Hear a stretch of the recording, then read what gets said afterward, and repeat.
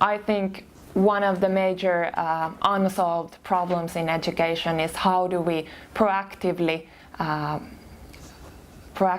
react to climate change, other global challenges that we have. So my question would be, how can students, schools and communities become the building blocks of what I call a sustainable well-being society?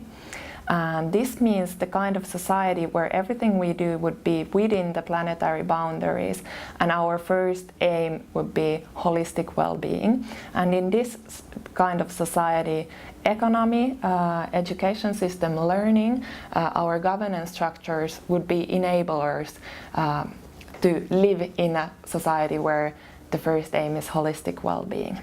And we're coming out with the book. I'm from the Finnish Innovation Fund Sitra that addresses this question, and the book is called Sustainability, Human Well-being and the Future of Education.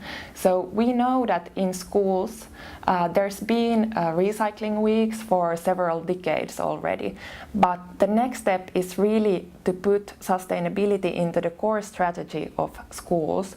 Learning happens everywhere, but schools are important institution for learning. And how can open science help in this situation? So open science is really about increasing participation, increasing impact, making science more inclusive.